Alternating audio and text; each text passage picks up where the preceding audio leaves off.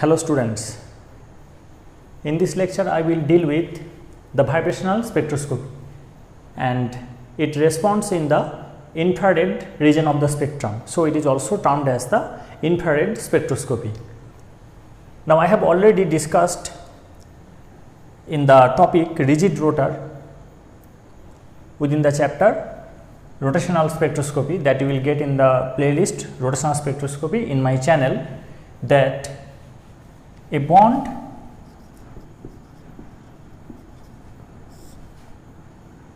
is formed due to electronic structure of the atoms involved in the molecule.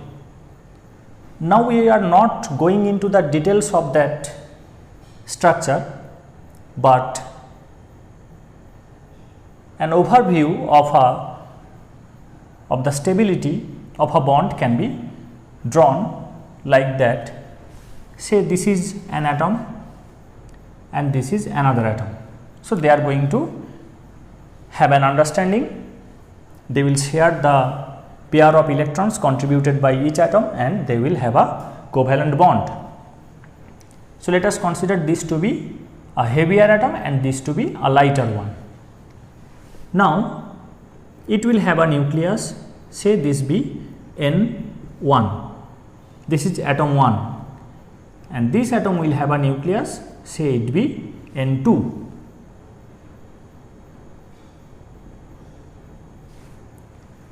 Now, the electron cloud is referred by E1 and here the electron cloud is being referred by E2. Now, there will be four kind of attraction and repulsion, four kind of forces will be there. One is N1, N2 repulsion. So, there will be nucleus repulsion, E1, E2 repulsion.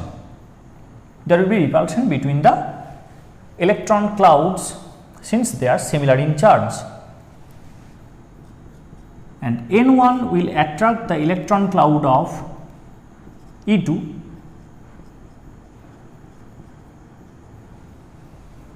so the nucleus of this atom will attract the electron cloud of this atom and nucleus of the second atom will attract the electron cloud of the first atom. Also, this nucleus will attract its own electron cloud, but that will have no contribution in the bond formation. So, there are two kinds of repulsive forces and two kinds of attractive forces. So, this repulsion and attraction will tune the internuclear distance.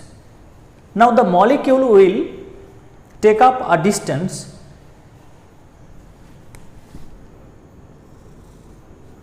that is R equilibrium, where all these four forces will be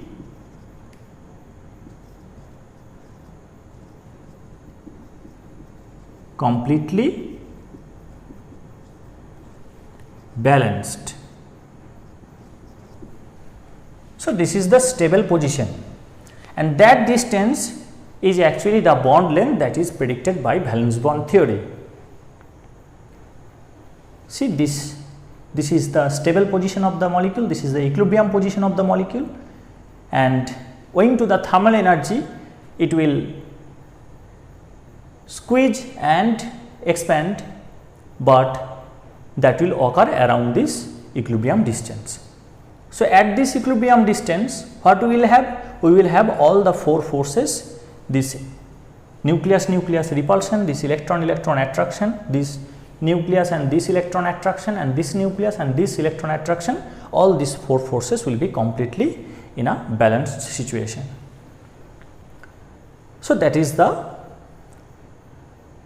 required condition for the bond length to be achieved by a molecule. Now, what happens when we try to stretch it or compress it? See what happens. Now, to make our life simple, let us put a camera on the heavier molecule.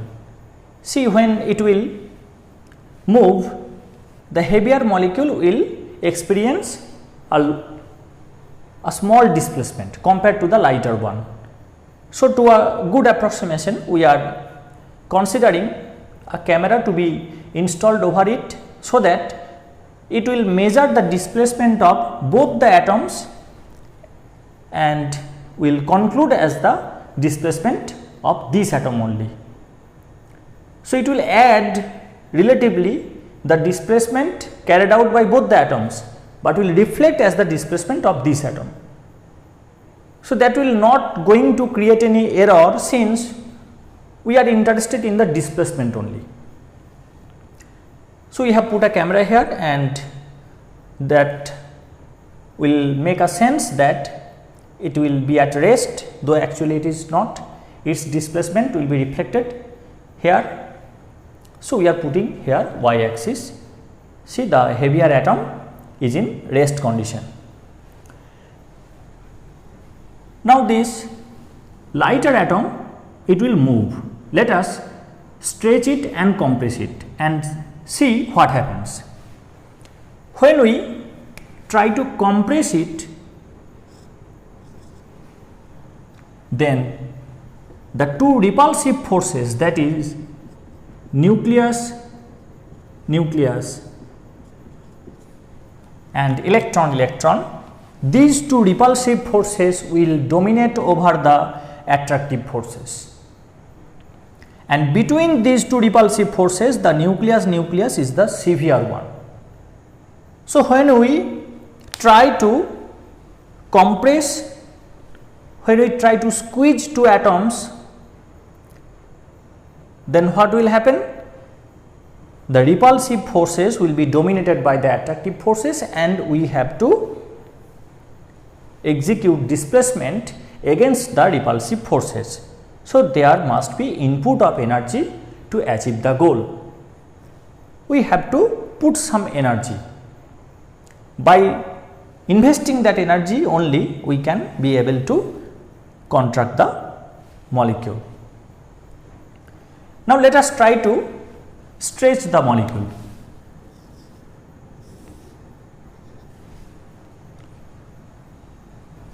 Now, with increase in the distance from the equilibrium distance, the nucleus repulsion and the electron repulsion will fade out. Now, here the nucleus electron attraction and nucleus electron attraction will be dominated by the repulsive forces. So, here attractive forces will guide the stretching process. So, attraction is occurring in this direction, and while stretching, attraction is occurring in this direction. So, this force is acting inward, and while squeezing, the repulsion is occurring in this direction. So, force is acting outward. Here force is acting inward, here force is acting outward. Now, in which direction the displacement is occurring? So, displacement is occurring in this direction, this is x, and here the displacement is occurring in this direction.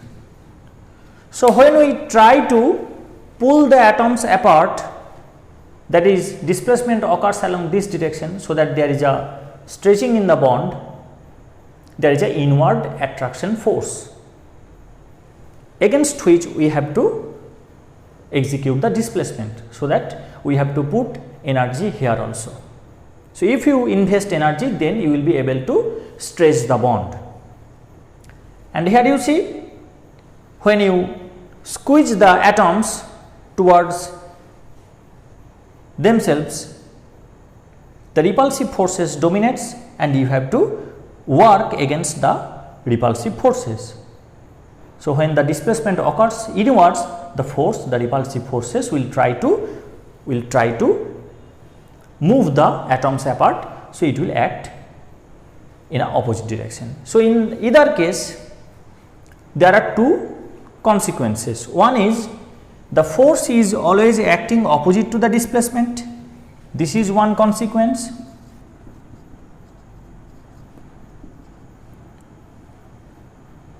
Rather, I should say here restoring force, that will be a better term, since this force is trying to restore the equilibrium position of the molecule. If you compress it, this force will try to move the atoms apart and gain the original position, gain the equilibrium position, and when you pull them, it will act inward to achieve the equilibrium position. So, this force may be better referred as the restoring force. So, one of the consequences is restoring force is acting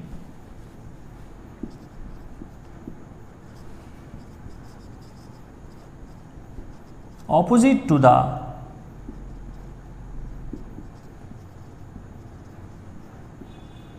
direction of the displacement. And another consequence is any attempt to distort the bond will require an input of energy.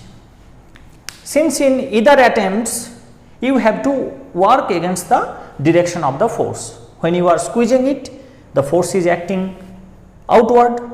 So, this displacement is occurring against the direction of the force, and when you are stretching the atoms, when you are pulling the atoms apart from each other, then the force is acting inward. So, here also the displacement have to occur against the direction of the force. So, in either cases the displacement is occurring against the direction of the force. So, you have to invest energy. So, we can write here any attempt to distort the bond will require an input of energy. See, this is the equilibrium state of the molecule and this is the bond length in equilibrium condition. Now, when we try to pull it apart, then what happens? This is the potential energy of the molecule, so it increases. And when we try to compress it from this equilibrium position, also this energy increases. Now, when we pull it in this direction, then the force, so it is the displacement x, it is occurring in this direction. So, the force will act, restoring force will act inward, and when we compress it in this direction, the force will act outward. Now, this molecule, this bond has a classical analog, that is, it is equivalent to a spring in classical world. So, it will follow the Hooke's law, and we see that as we know that in Hooke's law we have F proportional to minus x or F equals to minus kx, where F is the restoring force and k is the force constant of the spring in classical mechanics, and here it will be force constant of the molecule or bond. So, this is in agreement, since when R greater than R equilibrium, see when this R is greater than R equilibrium, so in the rightward position than the equilibrium one, we will have x equals to R minus R equilibrium,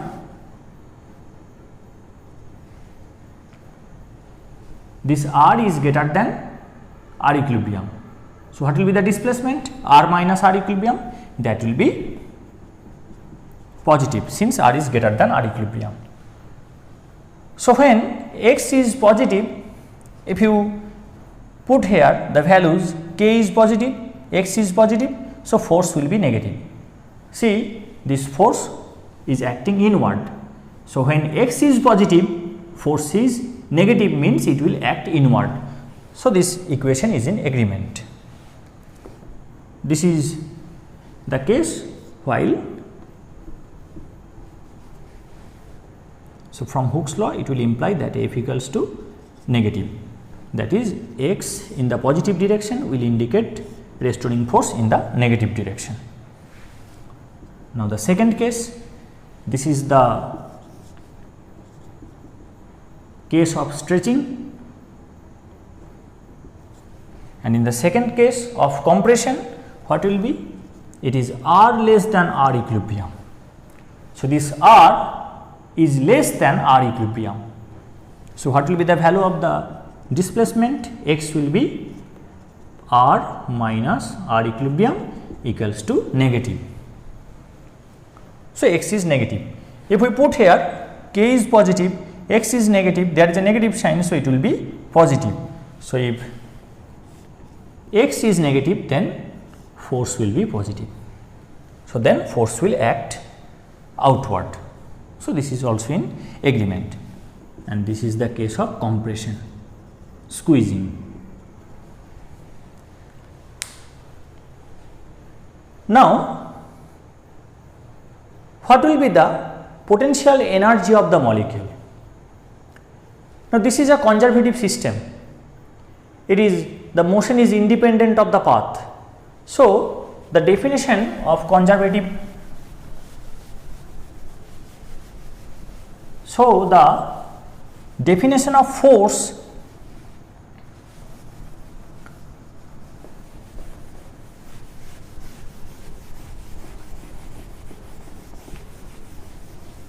in a conservative system as per classical mechanics is given by F equals to minus d dx of v. So, it is the first order differential of the potential energy with respect to coordinate that will give you the force, and it is negative of that gradient. So, we put here the value of F as per Hooke's law. So, it is minus kx for the bond, this is for the bond, or dv dx equals to kx, or dv equals to kx dx. Okay. Now, let us integrate on both sides. So, this is constant, it will come out. So, integration of dv, it will give you v equals to k. Now, x dx upon integration will give x to the power 1 plus 1, here it is power 1 by 1 plus 1, plus there will be integration constant. So, it is this 1 plus 1, it is half, it is k, and it is x square plus I.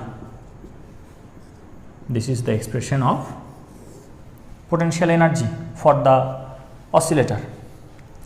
Now, when R equals to R equilibrium, that is the molecule is at equilibrium, then what will be the displacement?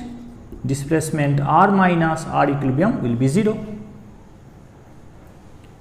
Then what will be the energy? There will be no energy, since at equilibrium position it is not distorted, so that it will not require any energy. So, its potential energy will be 0 here, it is 0 here when the displacement is 0. Now, when x equal to 0, we have v equals to 0, potential energy equals to 0. So, we put here 0 equals to half k into 0 square plus I. So, that will imply I equal to 0. We put this value in this equation. So, we will have the explicit form of the potential energy of this bond, that will be half k x square. So, this is a parabolic potential.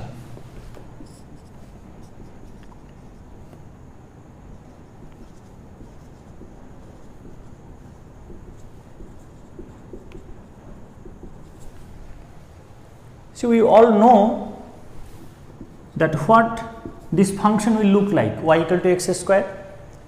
This is the equation of a parabola. So, this is a parabolic potential, and a bond within a molecule will experience a parabolic potential. So, that is an important conclusion. Now, as in the case of rotational spectroscopy, we have started with rigid rotor, you can remember, but in reality a molecule is not rigid. So, we put the non-rigidity at the end of the chapter and made it applicable for the real situation. Here also, to make our life simple, we will assume that this oscillator, that is the bond, will oscillate symmetrically, that is in a simple harmonic mode, and then we will calculate the details. But that is not the real situation.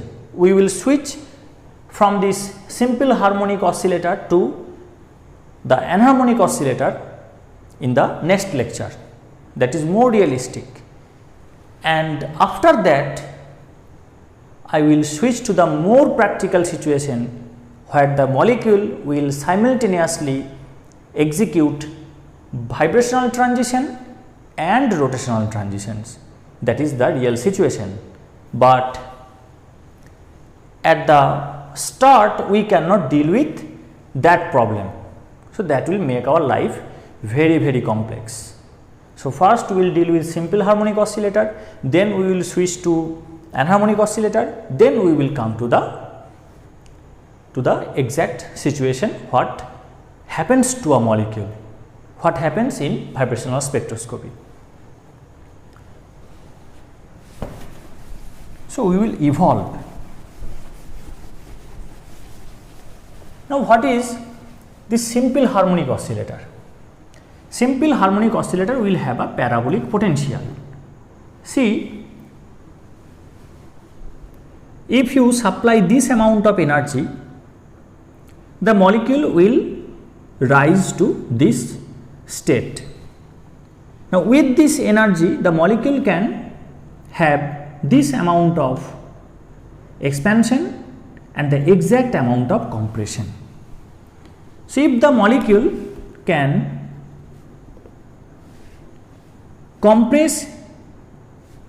stretch and compress in identical amount with same amount of energy, then it will be referred as the simple harmonic motion. That is, it is symmetric. With the same amount of energy, it can compress and stretch to identical amount. But in reality, we will find molecules that will not behave like simple harmonic oscillator. That will be the focus of our next lecture. At present, we will concentrate only on the simple harmonic oscillator. Now, we have to set the Schrodinger equation. This is the time independent Schrodinger equation, and here we have two parts. This is the kinetic energy operator and this is the potential energy operator. This combination will give you the Hamiltonian operator, that is the total energy operator, and it will give you the energy and the wave function. Now, this kinetic energy part is identical for all systems, but what different systems have uncommon in them is the potential energy part. A system differs from another system in the expression of this potential energy. So, in this case, in this system, we will put T cap as it is, and here we will use the expression half k x square. So, that approach will be a system of, will make this equation a system of simple harmonic oscillator. So, I will obviously not go into the details in this topic, since in this lecture we will concentrate on the spectroscopy part only. I will deal with this Schrodinger equation and the solution of simple harmonic oscillator or particle in a box in very detail in the next year, when I will cover the chapter quantum mechanics. That is a very huge range and I will start it next year. Now, solving this, first we have to set this for this system, simple harmonic oscillator. Then after having the solution, we get the energy to be quantized, and it is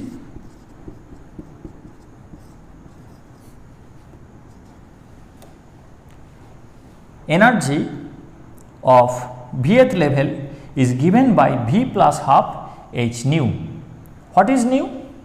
I have already told you that this has a classical analog, and the classical example is a spring, and its a spring and a bond will vibrate.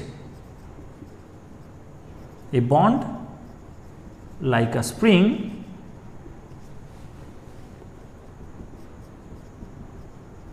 will vibrate with an intrinsic vibrational frequency nu, which can be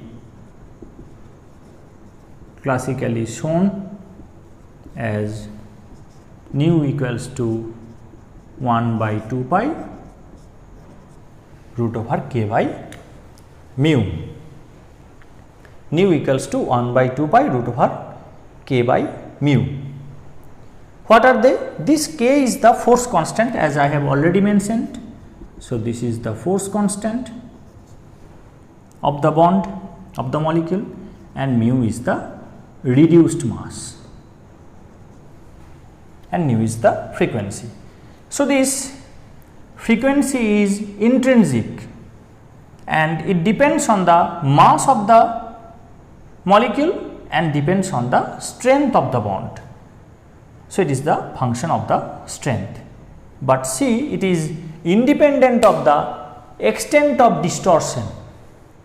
So, whether the molecule is in this level or this level, that does not change the frequency of the molecule, frequency of the vibration of the molecule. So, in this level, in this level, in this level, in whatever level the molecule exists, it will vibrate with the identical vibrational frequency. Hence, it is intrinsic, and the extent of distortion, the extent of stretch or extent of compression is not going to change it. Now, this can be easily shown, and I will deal every details of this quantum mechanics and classical mechanics in the next year. So, please wait. Now, I will deal with only the spectroscopy part only with the transition.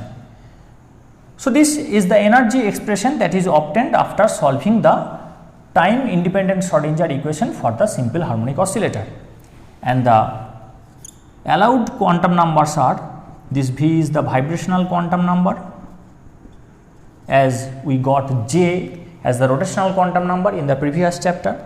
So, V is vibrational quantum number,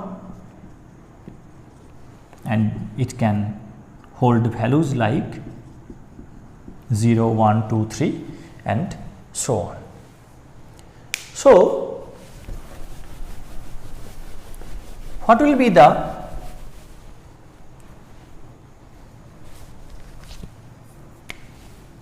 energy of the ground state? So, E0 will be, we put here 0, so it will be half h nu. This is the energy for the ground state, and in the first excited state we will have V equal to 1, so it will be 3 by 2 h nu. second excited state it will be 5 by 2 h nu and so on. Now, a comfortable expression is to express all the energies in terms of wave number. So, we will convert this expression which is in joule to wave number. So, for this we have to perform a simple operation, that is this epsilon v, this is the energy in terms of wave number, that will be the energy in terms of joule by Hc. This is the conversion factor. See, this is simple. I have shown you earlier that E equals to h nu, and nu is given by, when nu is divided by c, it will give you nu bar, that is wave number. So, it will be nu equals to c nu bar or nu bar equals to E upon Hc. So, we can express energy in terms of wave number, only there is a shifting in the constant.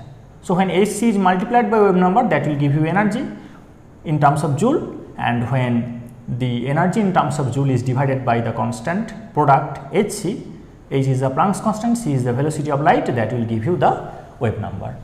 So, you can express the energy in terms of wave number, no issue. So, then it will look like, we put the values v plus half, this is h nu by hc, this h will cancel out and this nu by c will be nu bar, it will be nu bar. So, in terms of wave number it will look like v plus half nu bar, in terms of joule it will look like v plus half h nu.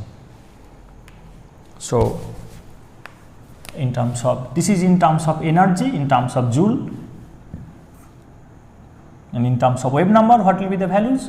E0 will be 0 plus half, so it is half nu bar for the ground state. For the first excited state it will be 3 by 2 nu bar, for the second excited state it will be 5 by 2 nu bar, this is.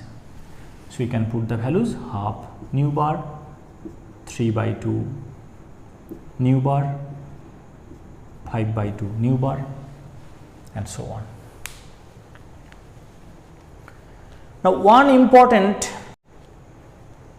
and a striking feature of this quantum mechanical model of oscillator, that is, when we take a microscopic oscillator, what we get is this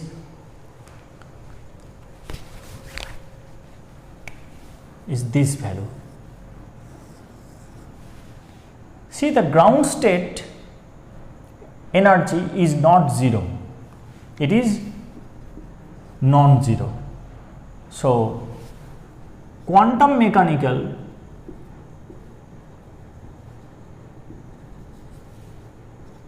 oscillator, unlike classical mechanical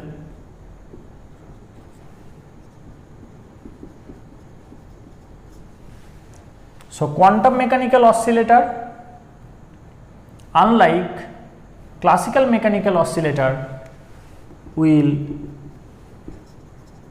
have non-zero 0 point energy. That the energy of the oscillator in the ground state is not 0, this phenomena is termed as the 0 point energy, this one 0 point energy. That is, in the ground state, at the state when V equal to 0, it is having energy. So, it is called the 0 point energy, and it is non-zero. So, its value is not equal to 0. So, the vibrational energy of a quantum mechanical oscillator cannot be 0. Since the lowest permissible value for the vibrational quantum number is 0, it cannot have value less than 0, and when we use the minimum possible quantum number in the energy expression, we get the ground state energy term for the lowest vibrational energy, lowest vibrational quantum number, we get the energy to be not equal to 0. So, we can say that quantum mechanical oscillator cannot have 0 vibrational energy. Okay. It will always vibrate. So, for a quantum mechanical oscillator, that is for a bond, this state is hypothetical. This state is hypothetical. Since it cannot be at rest, the atoms of a molecule cannot be at rest relative to each other. This state is not accessible. The ground state is this one, so that it will vibrate, and that it is a reality I will show you when I will teach the simple harmonic oscillator topic in quantum mechanics. This is an acceptable result. I will show you with the help of uncertainty principle. Easy method, no problem. Now, this is the basic difference between classical mechanics and quantum mechanics. Classical mechanics is liberal. It does not impose any restriction on the molecule. That is, any positive value of energy will fit into a classical mechanical oscillator. So, you can compress it or stretch it to whatever amount you wish. You may expand it by this amount, you may expand it by this amount, any amount. There is no restriction. But in quantum mechanics, what it is happening? You will be allowed to compress and stretch by definite amount, and the next possible value is not allowed. After this amount of stretching,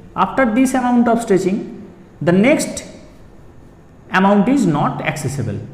The next amount of stretching that is accessible is this one, from this value to this value. So, there is a gap of this amount. So, after stretching by this amount, the next possible stretching is this amount. So, that is the restriction with the quantum mechanical model. However, classical mechanics does not impose such restriction. You can stretch and compress in whatever amount you wish.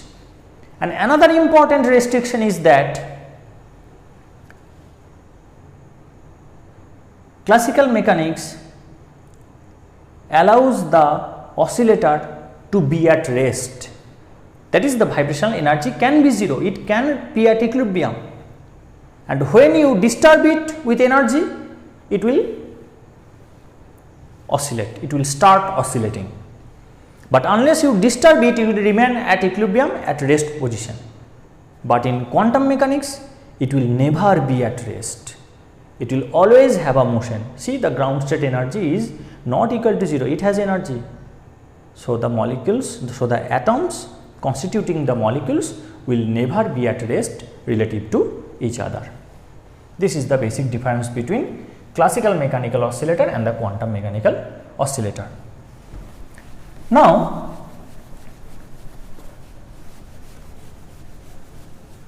these are the energies we have obtained.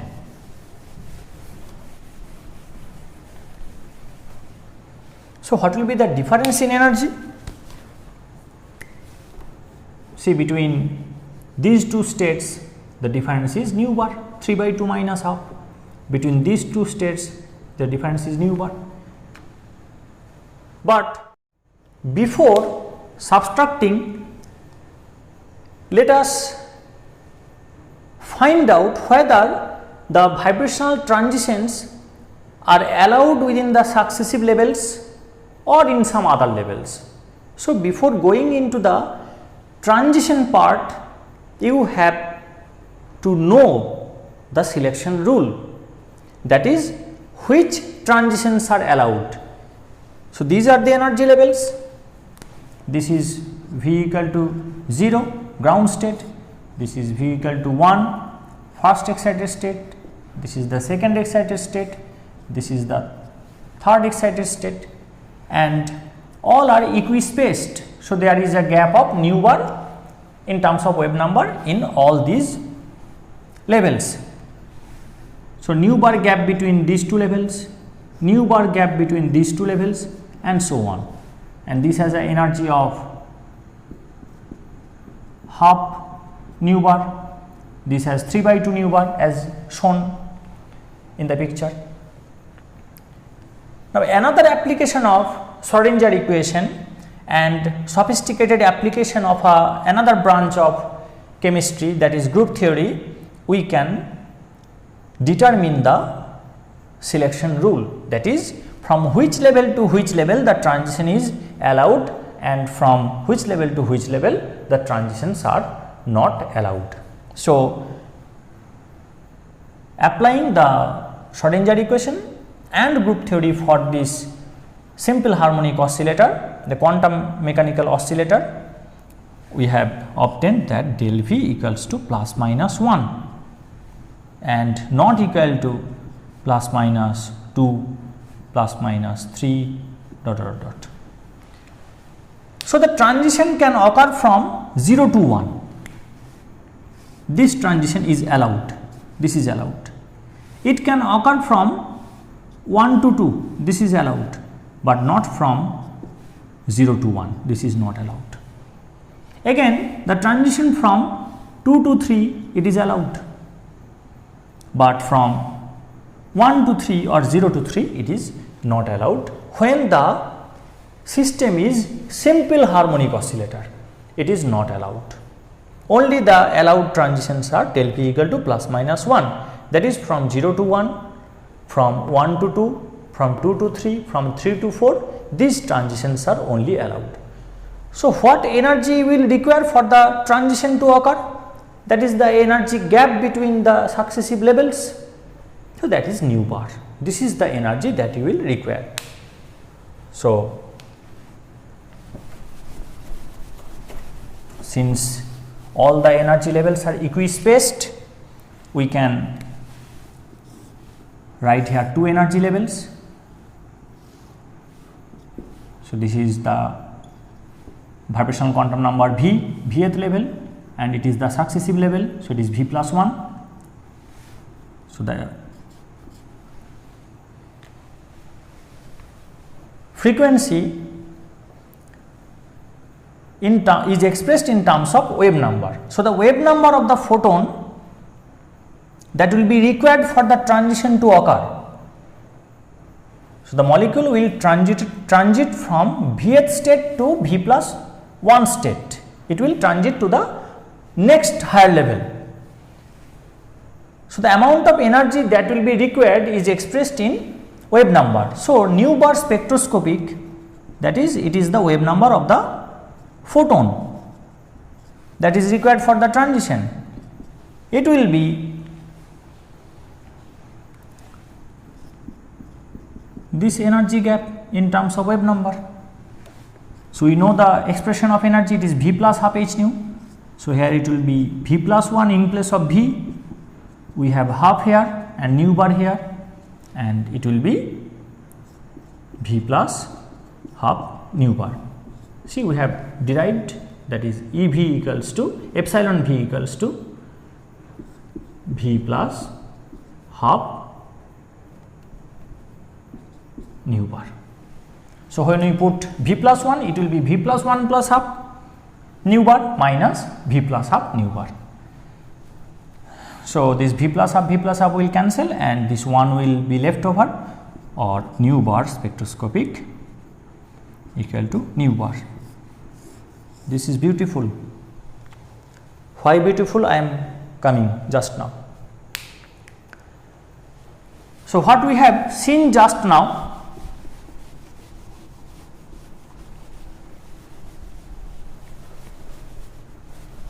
that for the transition to occur as per the selection rule, the wave number of the photon must be nu bar. the nu bar spectroscopic, that is the wave number of the photon, that must be equal to nu bar. Now, what is nu bar?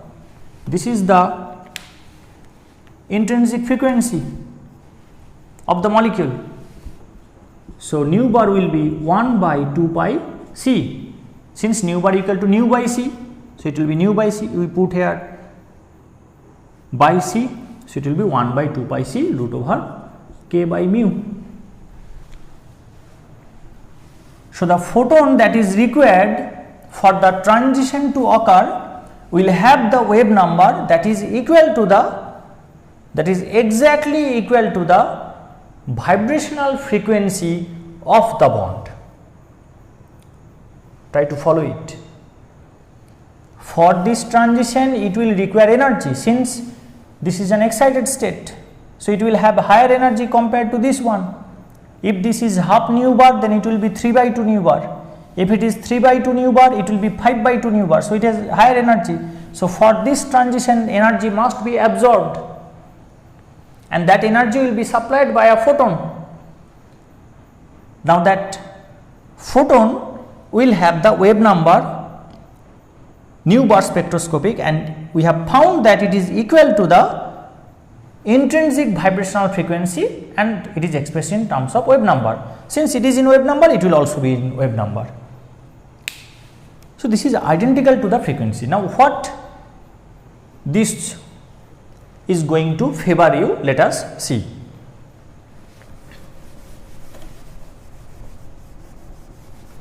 See, we have been able to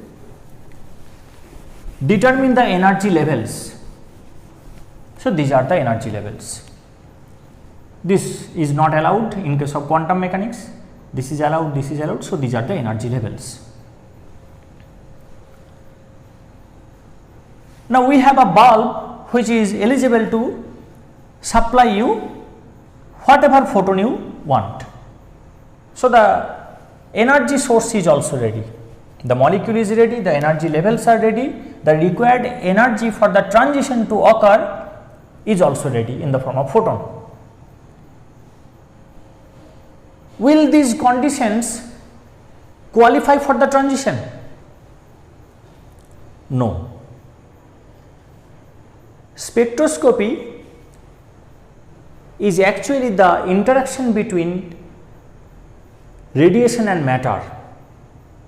So, the molecule must interact with the radiation, that is a basic requirement. So, the energy levels are ready, the energy is ready, selection rule is allowing the transition to occur, everything is ready. Even if all things are ready, the transition may not occur if the matter, the molecule refuses to interact with the radiation. Now, if it does not refuse, if it interacts with radiation, in which mode it will interact, that you will have to know.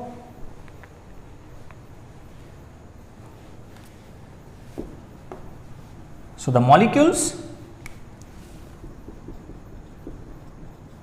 that will exhibit vibrational spectroscopy are classified into two categories.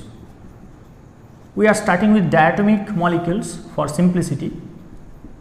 This is our start. So, we will evolve from simple to complex. So, we have started with diatomic molecules. Very bad handwriting. See, this O is missing, M is missing. DIATOMIC, diatomic. Listen what I am telling, don't copy the spellings. So, it is homonuclear and heteronuclear. Examples of homonuclear, it is H bond H, Cl bond Cl, N triple bond N, etc. Example of heteronuclear, it is H bond Cl, H bond F, carbon monoxide, etc. So, these are the examples of heteronuclear molecules and these are the examples of homonuclear molecules. Now, these molecules which are homonuclear diatomic will have dipole moment 0.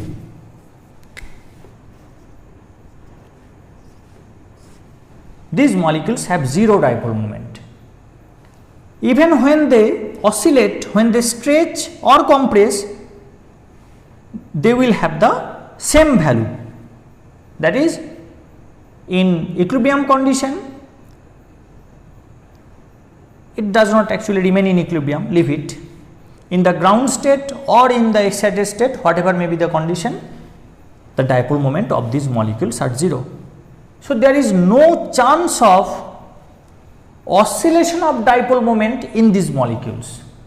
Dipole moment is 0. So, how can the dipole moment oscillate? No dipole moment. So, there will be no oscillation of dipole moment even if the molecules oscillate. So, if the molecules are devoid of oscillation in the dipole moment, it will not able to sense, that is resonate with the incoming radiation which have a oscillation in the dipoles, in magnetic dipoles and electric dipoles. So, this will be unable to resonate with the EMR, that is homonuclear diatomic molecules owing to the absence of oscillation in dipole moment will not interact with the electromagnetic radiation.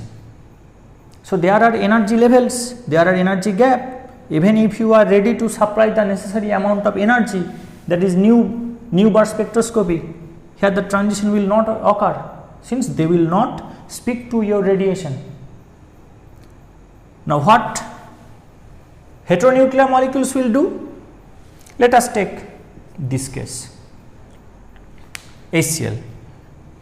So, in case of HCl, we have a permanent dipole moment, since there is difference in electronegativity. So, say this is the equilibrium position. So, it is del minus and del plus. So, this is the value of the dipole moment. Now, stretching occurs.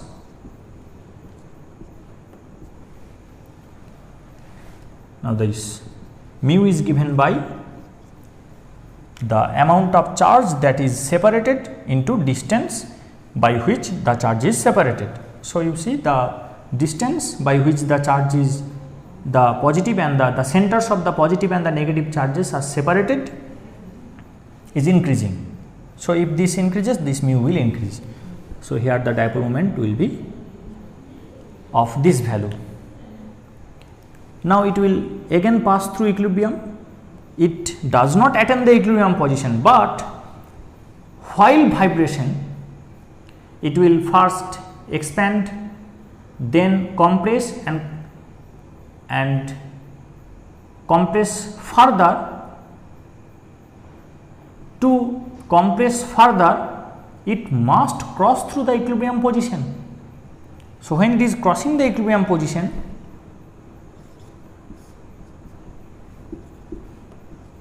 it will have this amount of dipole moment again, then compression will occur. So, the distance decreases, so is the dipole moment, then again it comes back and it will again pass through the equilibrium position. So, between each compression and stretching, the molecule will cross the equilibrium position. So, it will get back the original value again. Now, if the radiation comes in this direction, that is, if the oscillation of the dipoles of the electromagnetic radiation occurs in approach in this direction, then it will experience the molecule to have a oscillation in dipole moment. See, this has a value, so we put here this value.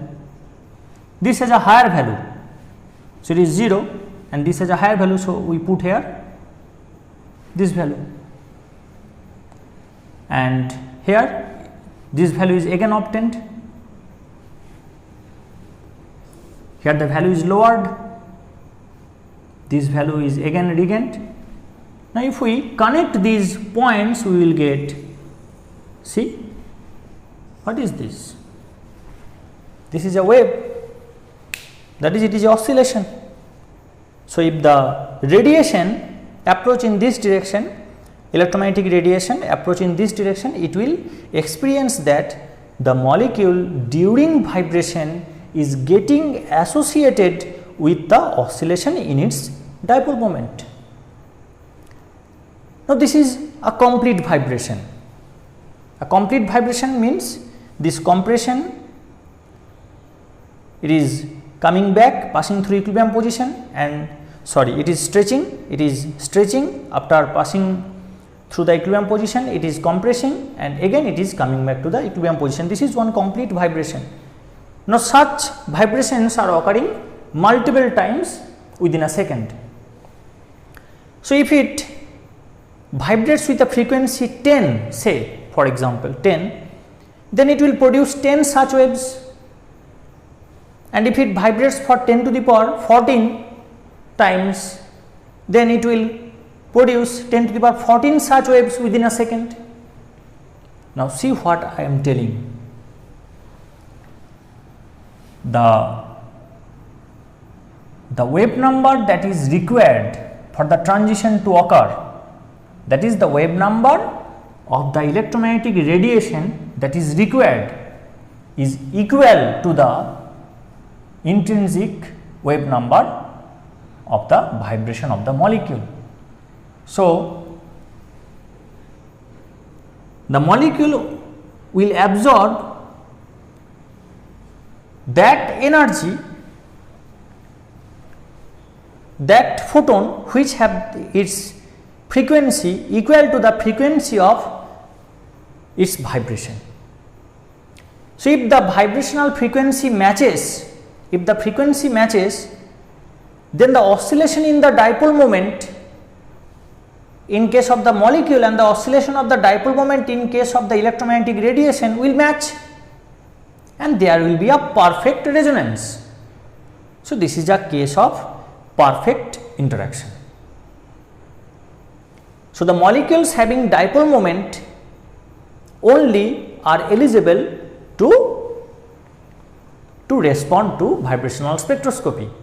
If they have dipole moment, then during vibrations they may be associated with a oscillating dipole moment, and the frequency of that oscillation will be guided by the frequency of vibration, and since these two are matching, that is the amount of, that is the radiation that is required for the transition to occur, its frequency is matching with this frequency. So, the molecule will absorb very easily that EMR which has the same frequency of oscillation, and that frequency is required for the transition to occur, to get occurred. So, this is the beauty of nature, that molecules are given a gift that they will execute vibration with such a frequency which is required for that transition. So, this will have a vibrational frequency, so that dipole moment will oscillate with that frequency, so that it will resonate based with the EMR having that frequency, and that frequency is actually required for the transition to occur. So, it is the perfect combination for the transition to occur. So, the heteronuclear molecules will respond since they have a permanent dipole moment, and when they will vibrate, they will be associated with oscillation in the dipole moment that is going to interact with the radiation. So, transition is likely to occur, but the homonuclear diatomic molecules like hydrogen, dihydrogen, dichlorine, dinitrogen, dioxygen, since they are devoid of dipole moment, during vibration the dipole moment will not oscillate and they will fail to resonate with the incoming electromagnetic radiation. So, there will be no vibrational transition for these molecules. But there is a way out that will come after we end this chapter. So, this is all about simple harmonic oscillator. In the upcoming lecture for this chapter, I will deal with the improvised version, that is the anharmonic oscillator, which is more realistic than this one. Okay, thank you. Stay with me.